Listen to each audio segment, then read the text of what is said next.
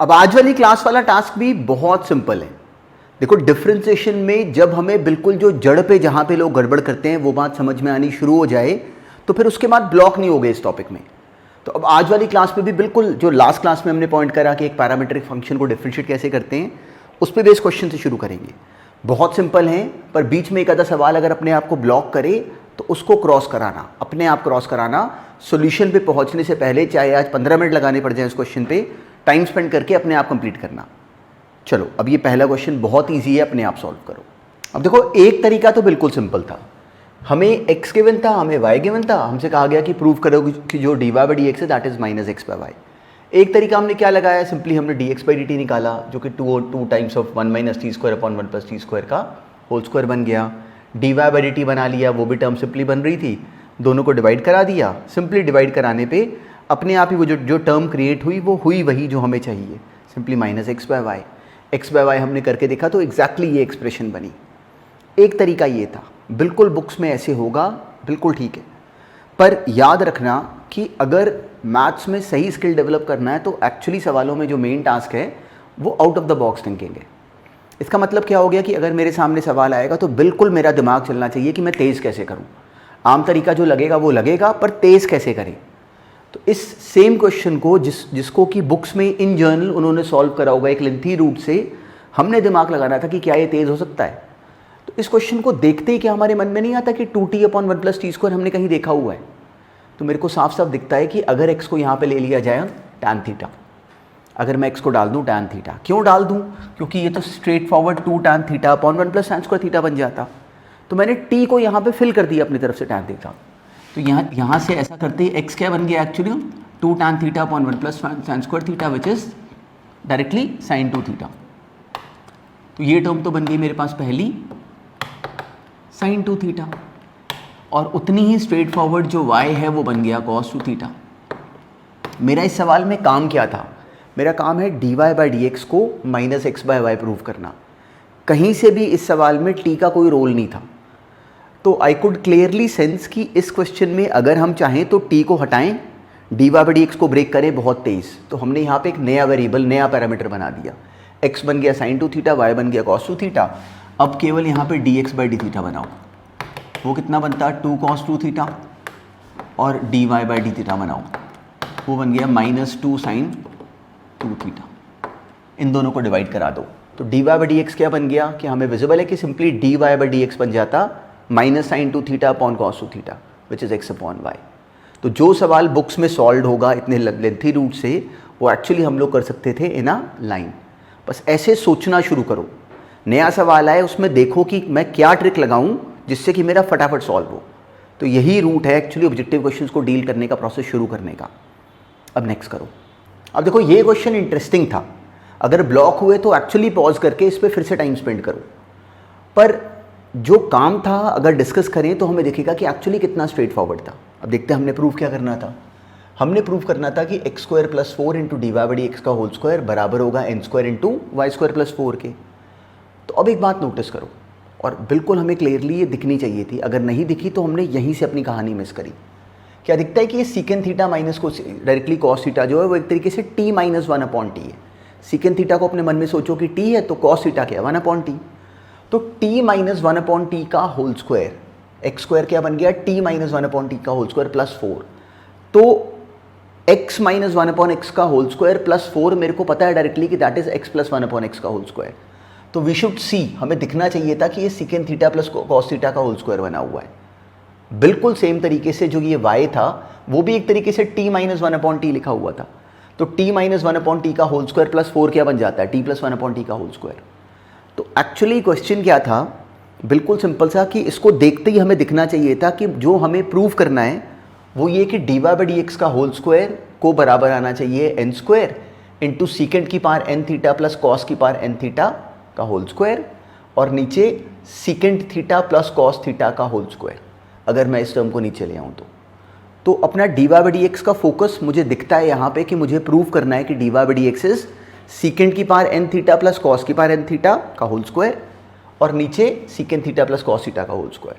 तो actually dy by d x को फिर क्या आ जाना चाहिए, स्क्वायरिंग तो बाद में, तो मुझे dy बाई डी एक्स को बनना चाहिए n times of secant theta plus cos की पावर n थीटा, और नीचे आ गया secant theta plus cos theta. तो सबसे पहले इस सवाल में हमेशा हमने बिल्कुल पहले इंटरप्रेट करा कि जो हमने प्रूव करना है वो एक्चुअली क्या है। देखो इस क्वेश्चन में डायरेक्टली हम लोग कुछ प्री सिम्प्लिफिकेशन तो कर नहीं पा रहे, तो हमारा फोकस था कि करना क्या है। तो हमें दिखा इस सवाल में कि अरे ये तो स्ट्रेट फॉरवर्ड फार्मूला बना हुआ है। अब काम हमारी पकड़ में आ गया। अब हमने simply found d x by d theta, वो आ गया secant theta tan theta plus sine theta. D y by d theta बनाया है, वो आ गया n times secant theta into tan theta plus n times cos की power n - 1 theta into sine theta. अब मुझे प्रूफ क्या करना है? मुझे प्रूफ करना है कि ये आना चाहिए, जब मैं इन दोनों को डिवाइड करूंगा तो डिनोमिनेटर में क्या चाहिए? Secant theta plus cos theta. यहाँ क्या लिखा हुआ है? Secant theta tan theta plus sine theta. तो अगर मैं एक काम करूँ कि इसमें से मुझे तो अकेला सीकेंट थीटा चाहिए, तो मैंने टैन थीटा बाहर कॉमन ले लिया, ये बन गया secant theta plus sine theta के नीचे टैन थीटा। साइन थीटा के नीचे टैन थीटा जब लिखोगे तो वो अकेला बच जाएगा कॉस थीटा। तो d x by d theta actually आ गया tan theta into secant theta plus cos theta. अब ऐसे ही हमें दिखा कि जो ये एक्सप्रेशन है एन टाइम्स ऑफ, अगर मैं इसमें से भी अगर एक टैन थीटा मान लो बाहर कॉमन ले लो, टैन थीटा बाहर कॉमन लेते ही हमें बिल्कुल सेम पैटर्न पे दिखा कि यहाँ तो बन गया सीकेंट की पावर एन थीटा, यहाँ बन गया सिंपली कॉस की power n - 1 theta, sine theta के नीचे टैन थीटा जो कि सिंपली एक और कॉस थीटा बन जाता। तो ये बन गया कॉस की पावर n थीटा। जैसे ही हमने dy बाई डी थीटा ये बना लिया, n tan theta into this, dx by d theta हमने ये बना लिया, हमें दिखता है हमारा क्वेश्चन कंप्लीट हो गया। अब dy बाई डी एक्स बनाओगे तो वो क्या बन जाएगा? टैन थीटा कैंसिल, सीकेंट की power n theta plus cos की पावर n थीटा, और नीचे secant theta plus cos theta. Directly हमारा क्वेश्चन कंप्लीट। अब इसकी स्क्वायरिंग करूं और n भी बाहर है, सिंपली अब इसकी स्क्वायरिंग करूं तो ये बन गया n स्क्वायर, ये बन गया सीकेंट की power n theta plus cos की पावर n थीटा का whole square, which is actually what? y square plus 4, और नीचे बन गया इसका square which is what? x square plus 4। तो ये क्वेश्चन उसके बाद इतने ज़बरदस्त तरीके से हमारे कंट्रोल में था। पर नोटिस करो एग्ज़ाम में ये अच्छा क्वेश्चन होता, क्योंकि लोग क्यों ब्लॉक होते? ट्रिग्नोमेट्री उनसे हैंडल ना होती। और बहुत बड़ी गड़बड़ क्या होती कि वो शुरू में ही ऑब्जर्वेशन ना बना पाते। कितनी माइनर सी ऑब्जर्वेशन थी, सिंपली t - 1/t का होल स्क्वायर प्लस 4 था, जो कि हमें साफ साफ समझ में आना चाहिए था कि t + 1/t का होल स्क्वायर बन जाता है। तो वहाँ से हमने इस क्वेश्चन का कोड शुरू में ही क्रैक कर लिया, उसके बाद ही ईजिली डील हो गया। तो ऐसे सोचना है, differentiation is just a minor hurdle. dy by d x निकालना, हमने नोटिस करो कि सवाल में कोई काम नहीं था, ये बनाना काम था। बिल्कुल ऐसे सोचना है, that is the actually important thing. तो चलो, जो अब आज वाली क्लास में जो डिस्कस करने वाला बहुत माइनर सा पॉइंट है वो अब है, अब उसको देखते हैं। बहुत सिंपल सी बात है, हमें बहुत इजीली समझ में आ जाएगी। अब ये नोटिस करो, बहुत सिंपल सी अंडरस्टैंडिंग है। तो जो अब नया नाम सुनेंगे वो ये कि वो हमें क्वेश्चन देंगे कि डिफरेंशिएट, मान लो e की power x with respect to sine x, मान लो अगर ये क्वेश्चन होता। तो जब अब से पहले जो हमने काम करा उसमें क्या करा, हमें कहा जाता था कि डिफरेंशिएट e की power x with respect to x। तो हम क्या फाइंड करते थे? इस e की पावर x का d बाई डी एक्स। अब की बार हमें कहा गया कि differentiate this function with respect to this function. तो अब देखने में ये नाम डिफरेंट लग रहा है पर कोई स्किल नहीं है, बहुत सिंपल सी बात है। हमें कहा गया कि एक फंक्शन को डिफरेंशिएट करो with respect to some other function. तो सोचो कि अगर इतना सा काम कर लें कि इस पहले फंक्शन का नाम रख लें u, दूसरे फंक्शन का नाम रख लें v। तो अब इस लाइन को लिखते ही क्या हमें स्ट्रेट फॉरवर्ड समझ में आता है कि जो हमसे करने को कहा गया है वो ये है कि find du by d v, find du by d v. तो अब अगर हमने इस सवाल में du बाई डी वी अगर निकालना है तो are we able to sense की अब की बार ये तो वही सवाल बन गया जो हम एक्चुअली अभी सॉल्व करके हटे हैं। बस इसमें इतना सा चेंज आया कि जो पैरामीटर इन्वॉल्व है वो अगर देखो ध्यान से तो एक तरीके से x है। हमने du by d v find करना है तो क्या करेंगे? अब सिंपली हम du बाई डी एक्स बना देंगे और dv बाई डी एक्स बना देंगे। तो du बाई डी एक्स कितना बन गया? e की power x, dv by d x क्या बन गया? cos x। ये हमारा आंसर है। तो if we have to differentiate this function with respect to this function, तो कोई ट्रिक नहीं, बहुत सिंपल सा काम है और बहुत तेज़ हमसे सही भी होना चाहिए, इसमें कोई स्किल नहीं। सारा टॉपिक एक्चुअली हम कर चुके हैं अब। तो ये बहुत माइनर सा पॉइंट है, स्कूल के एग्ज़ाम में वो स्ट्रेट फॉरवर्ड पूछ लेते हैं। तो तो हमें बिल्कुल ये बात की समझ होनी चाहिए। क्या करेंगे, अगर हमसे कहा जाए कि एक फंक्शन को दूसरे के रिस्पेक्ट में डिफरेंशिएट कर दो, तो फटाफट क्या करेंगे, एक का नाम रखेंगे u, दूसरे का नाम रखेंगे v, और सिंपली du/dx और dv/dx फाइंड करके दोनों को डिवाइड करा देंगे। क्यों? क्योंकि अल्टीमेट टारगेट क्या है, du/dv बनाना। पर बहुत सिंपल टास्क है, तो जो अब क्वेश्चंस करोगे वो बहुत तेज, बहुत ईजिली होने चाहिए सॉल्व। अब ये करो अटेम्प्ट अपने आप। इस टॉपिक में जो मेन क्वेश्चंस फेस करोगे बुक में भी, वो सब इन्वर्स के। तो इन्वर्स वाले क्वेश्चंस में याद रखना कि हमने बार बार सुना है कि उसको पहले सिंप्लीफाई कर लेते हैं, तो इस ट्रिक को नहीं छोड़ना। ये उसी को बस बताने का, रिकॉल कराने के लिए बस एक सिंपल सा एग्जांपल था। हमें क्या बोला गया कि इसका नाम रख लो सिंपली u। तो अब इसका नाम u रख के इसको भी यूं ही डिफ्रेंशिएट करना शुरू नहीं कर देंगे। ये u है, v कितना है, साइन इनवर्स x। तो जब भी कभी इन्वर्स का सवाल हमारे सामने आएगा तो हमारे माइंड में अच्छी तरह बैठा हुआ है कि अगर उसको डिफ्रेंशिएट करना पड़े तो उससे पहले उसको प्री सिंप्लीफाई करोगे। उस बात को नहीं छोड़ना, और वो ज़रूर होता है in most of the cases. तो अब बिफोर डिफ्रेंशिएटिंग यहाँ पर डिफ्रेंशिएट करना तो शुरू नहीं कर देंगे। हमें क्लियरिटी है कि यहाँ पे u को सिंप्लीफाई करने के लिए वैसे सिंपली विजिबल है, x को मान लो अगर डाल दिया जाए साइन थीटा, तो u कितना बन जाता, sine inverse of sine 3 theta. x को हमने फिल करा साइन थीटा, तो ये बन गया मेरे पास सिंपली 3 थीटा। u कितना आ गया, 3 थीटा, मतलब 3 टाइम्स साइन इनवर्स x। अब u देखो सिंपल बन गया। अब du/dx बहुत ईजी है, वो क्या बन गया, 3/√1 माइनस एक्स स्क्वायर। और dv/dx क्या बना, सिंपली 1/√1 माइनस एक्स स्क्वायर। अब दोनों को डिवाइड कर दो। जैसे इन दोनों को डिवाइड करा, हमें डायरेक्टली दिख गया कि जो du/dv है दैट इज 3। ये काम था, ऐसे सोचना है। इन क्वेश्चंस में हमने इन्वर्स वाले सवाल आने पे बिल्कुल वो मिस्टेक करनी शुरू नहीं कर देनी जो हम पहले से ठीक कर चुके हैं, इसका ध्यान रखना। तो this is the only trick. बहुत छोटा सा पॉइंट है, पर इसको गलत नहीं करेंगे हम बिल्कुल भी। अब बिल्कुल इसी बात को यूज़ करता ईजिली अभी नेक्स्ट क्वेश्चन सॉल्व कर दो, और अब ये होना चाहिए। अब ये क्वेश्चन सॉल्व करो। बिल्कुल सिंपल सा टास्क था। हमें कहा गया कि differentiate this with respect to this, तो क्या करेंगे, पहले इसको सिंप्लीफाई करेंगे। ये u और ये v, इसको सिंप्लीफाई करने के लिए x को पुट कर दिया हमने साइन थीटा। टर्म क्या बन गई, सिंपली ये आ गया टैन इनवर्स टैन थीटा, ये बन गया u, बन गया साइन इनवर्स x। अब ये डिफ्रेंशिएट कर लेंगे। ऐसे ही यहाँ पे हमने x को साइन थीटा फिल करा, ये बन गया sine inverse sine 2 theta which is 2 sine inverse x। अब du/dx कितना बन गया, 1/√1 minus x square, dv/dx is 2/√1 minus x square. दोनों को डिवाइड कर दिया, आंसर आ गया 1/2। तो दिस वॉज सो सिंपल। वैसे एक बात का ध्यान रखना, इस सवाल में एक बात का ध्यान रखना, बहुत हेल्पफुल, बहुत छोटा सा पॉइंट है। जब हमने x को साइन थीटा डाला, तो इस क्वेश्चन में एक्चुअली x को साइन थीटा डालना दोनों में चल पा रहा था। तो इस सवाल में जब हमने u को थीटा और v को 2 थीटा बना लिया, तो इट वॉज नॉट नेसेसरी कि वापस x पे जाएं, क्योंकि हमारा टास्क क्या था, du/dv बनाना। तो हम यहाँ पे u को थीटा और v को 2 थीटा बनाने के बाद ये भी कर सकते थे कि du/d थीटा और dv/d थीटा बना के दोनों को डिवाइड कर दें। नोटिस करना, इस बात को भी याद रखना, क्योंकि इस सवाल में यहाँ पे x बनाना सिंपल था। ऐसा कब कर पाए, जब यहाँ पे जो हमने x फिल करा वो दोनों में सेम फिल करा, साइन थीटा लिया, दोनों में सेम तरीके से सिंप्लीफाई करा। पर अगर बिल्कुल सिंपल से, बिल्कुल स्कूल के एग्जाम्स के हिसाब से स्ट्रेट फॉरवर्ड लॉजिक पे चलें, तो सिंपली वापस साइन इनवर्स x में कन्वर्ट करा, डिफरेंशिएट करा, सिंपल सा क्वेश्चन था ये। अब नेक्स्ट कर दो। बहुत स्ट्रेट फॉरवर्ड सा क्वेश्चन था ये, तो स्ट्रेट फॉरवर्ड हमें क्लियर है, ये बन जाता कॉस इनवर्स x।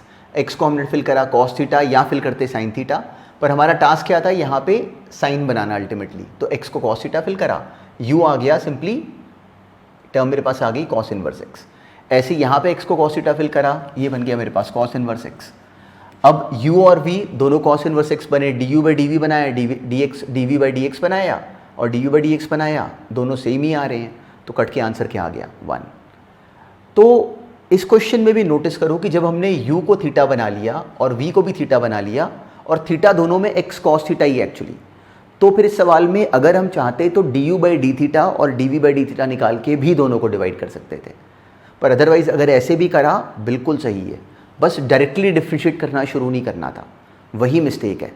तो हम लोग उस मिस्टेक को बिल्कुल क्लियरली ओवरकम कर चुके हैं अब से थोड़ी क्लासेस पहले, तो अब वो गलती वापस शुरू नहीं करनी। अब नेक्स्ट करो। बिल्कुल सिंपल टास्क था ये भी, tan inverse 1 minus x upon 1 plus x. हमें क्लैरिटी एक्स को tan थीटा फिल करके ये बन जाएगा π/4 माइनस tan इनवर्स एक्स, ये बना लिया हमने u। अब वो टर्म तो स्ट्रेट फॉरवर्ड वैसे ही सिंपल थी, उसको कुछ आगे सिंप्लीफाई नहीं कर सकते थे, उसने तो ऑब्वियसली यही रहना है। तो अब जब हम लोगों ने du/dx निकाला वो ये बना, dv/dx निकाला वो उसमें कोई ट्रिक नहीं आ पा रही थी, वो सिंपली बना x upon minus x upon root of 1 minus x square. Simply du/dv बनाने के लिए इन दोनों को डिवाइड करा, जो एक्सप्रेशन बनी बस ये हमारा आंसर है। तो इस वाले में कोई ट्रिक नहीं लगी, क्योंकि जो उधर वाली एक्सप्रेशन थी उसमें कोई इन्वर्स की टर्म थी ही नहीं, तो it will remain like this only. अब नेक्स्ट करो, बस ये इन्वर्स की रिविजन ही है, एक्चुअली कोई फर्दर स्किल नहीं। हमें क्लैरिटी है कि ये u और वो v डायरेक्टली डिफ्रेंशिएट करेंगे नहीं, इसको सिंप्लीफाई करेंगे। x को हमने फिल कर दिया tan थीटा, डालते टर्म सिंप्लीफाई करके 1 minus cos theta upon sine theta. अब ये 2 sin स्क्वायर थीटा बाई 2, ये 2 sin theta by 2 cos theta by 2, tan theta बना तो हाफ ऑफ थीटा आ गया which is half of tan inverse x। यहाँ तक हमने पहुँचना था। उस वाली टर्म में भी हमें स्ट्रेट फॉरवर्ड दिखता है कि that is 2 tan inverse x। x को tan थीटा डाल के भी हम वहीं पे अचीव कर वहाँ तक ही पहुँच जाते। तो जब u बना लिया और v बना लिया तो अब सिंपल है वाला क्वेश्चन। du/dx क्या बना, half of 1 upon 1 plus x square, dv/dx 2 upon 1 plus x square, दोनों को डिवाइड करा दिया, सिंपली आ गया 1 upon 2 divided by 2 that is 1/4। तो ये बिल्कुल सिंपल ऑब्जेक्टिव क्वेश्चंस हैं। अगर इसमें ब्लॉक हो रहे हो तो एक्चुअली यहाँ ब्लॉक नहीं हो रहे, हमें वो इन्वर्स वाली बात में क्लैरिटी नहीं है। कहाँ पे, इन्वर्स ट्रिग्नोमेट्री में। तो देखो कई बार हमें टॉपिक कोई और लगता है गड़बड़ होने का रीज़न, पर एक्चुअली टॉपिक कोई और होता है जहाँ पे कि हम मिस्टेक कर रहे होते हैं। तो इस सवाल में अगर हम थोड़ा भी ब्लॉक हुए तो the reason is 100% inverse trigonometry. So this is nowhere concern with differentiation. So what we have done is कि हम लोगों ने बस इस चीज़ को सिंप्लीफाई करने की अकल तो पहले ही ले ली, उसके बाद ये एक्चुअली अब कोई काम नहीं है, बहुत सिंपल क्वेश्चन हैं ये वाले सारे। अब नेक्स्ट देखते हैं। इस क्वेश्चन में बिल्कुल भी कोई स्किल नहीं था। हमें x गिवन था a sin 2t into 1 plus cos 2t, y given है, तो हमने dy/dx eight t equal to π/4 को प्रूव करना था कि b/a। तो स्कूल के एग्जाम में बिल्कुल बोर्ड्स में इस तरह के स्ट्रेट फॉरवर्ड से क्वेश्चंस आ जाते हैं, बस इसमें मिस्टेक नहीं करनी थी। अब dx/dt हम कैसे बनाते हैं, सिंपली इसको डिफरेंशिएट कर दिया यूवी रूल से, और उसके बाद dy/dt, अब dx/dt की हमने वैल्यू निकाल ली, t को डाल दिया π/4, वो आ गया -2 है। ऐसे हमने dy/dt अलग से ऑब्टेन कर लिया, डिफरेंशिएट कराया, उसकी वैल्यू डाली, वो आ गई -2b, दोनों को डिवाइड करा दिया, आंसर आ गया b/a। तो इस सवाल में काम की बात क्या थी कि हमें पूछा गया था कि प्रूव कर दो कि dy/dx इस पर्टिकुलर वैल्यू पे b/a होगा। तो इस क्वेश्चन में हमने फाइनल वैल्यू बना के दिखानी है, तो मुझे कुछ सिंप्लीफिकेशन करने की ज़रूरत ही नहीं पड़ी। सिंपली dx/dt बनाया, उसमें t की वैल्यू डाली और dx/dt का जवाब उस पॉइंट t इक्वल टू π/4 पे बना लिया, जो कि बहुत सिंपल था ऑब्टेन करना। ऐसे ही dy/dt उस पर्टिकुलर पॉइंट पे ऑब्टेन कर लिया, दैट वाज -2b। दोनों को बिल्कुल फटाफट डिवाइड कर दिया, अपना आंसर बन गया b/a। तो बिल्कुल सिंपल सा क्वेश्चन था और बिल्कुल सिंपल सा लॉजिक था, तो ये गलत नहीं होना चाहिए था।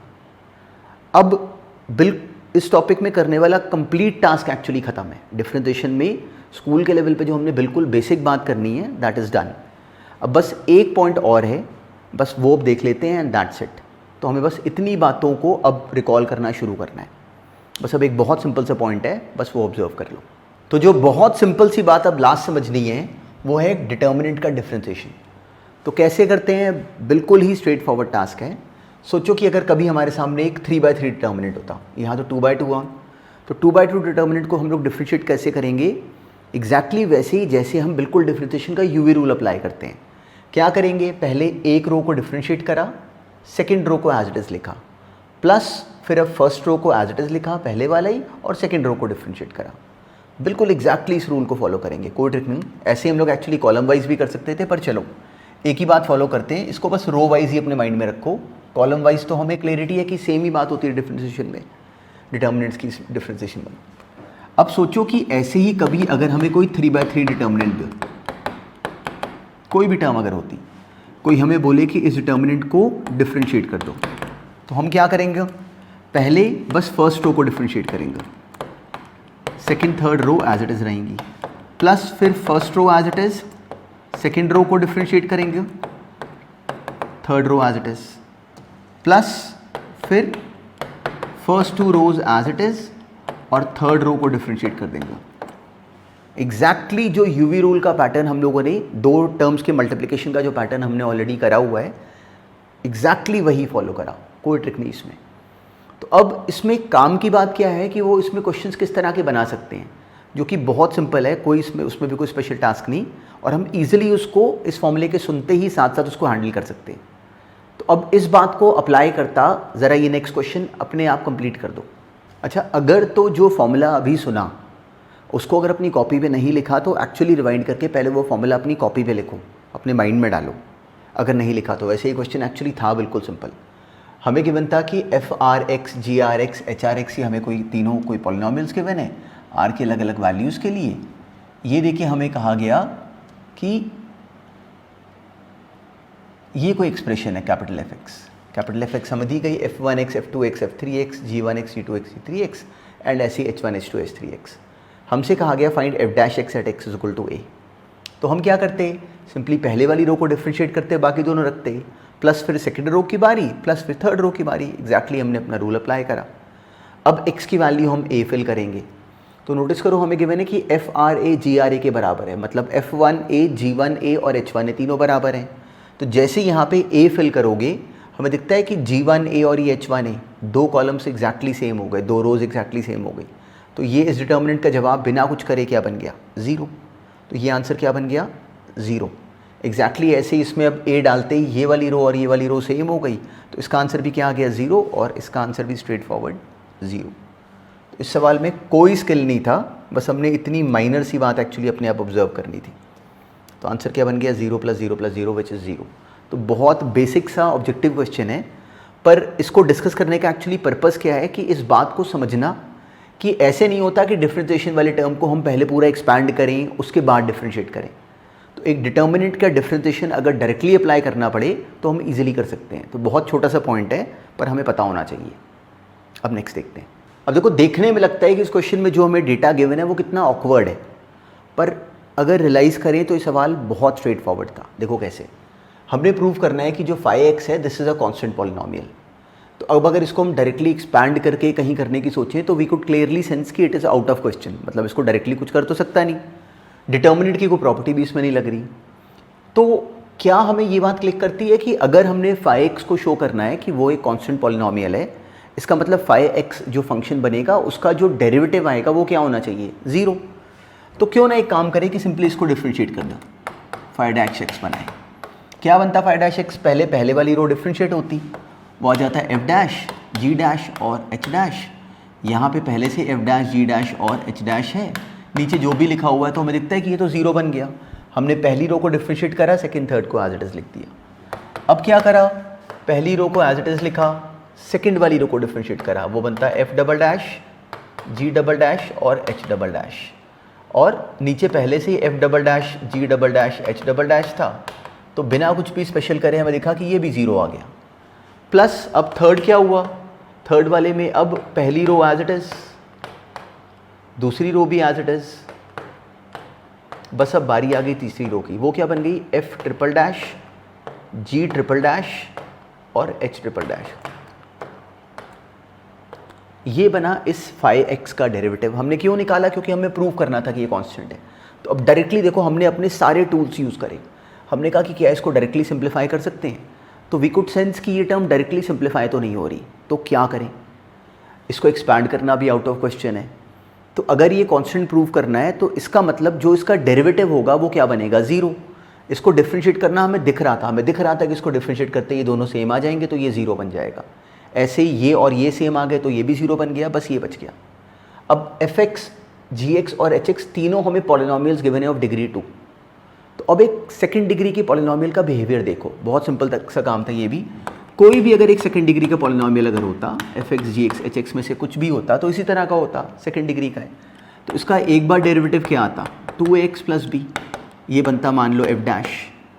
अब f' अगर ये बनता तो स्ट्रेट फॉरवर्ड हमें दिखता है कि जो f" होता वो बन जाता 2a, और जो f" होता वो बन जाता 0।